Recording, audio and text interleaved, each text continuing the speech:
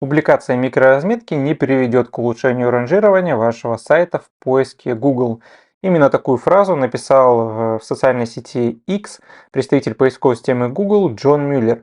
Разберемся, что же он все-таки имел в виду. Публикация микроразметки на странице вашего сайта не имеет прямого влияния на ранжирование этой страницы в поиске Google, то есть прямого влияния на позиции не будет. Позиции от самого факта публикации микроразметки не подскочат. Но есть косвенное влияние, например, если вы используете микроразметку, на основе которой Google формирует расширенные сниппеты, то вы можете получить расширенный сниппет в результатах поиска, что выделит вашу страницу и приведет к росту кликабельности сниппета, а с течением времени рост кликабельности сниппета приведет к росту позиций. То есть Джон Мюллер абсолютно прав в том, что прямого влияния микроразметки на ранжирование нет, но косвенное влияние есть. Не зря при использовании микроразметки у нас получаются такие кейсы.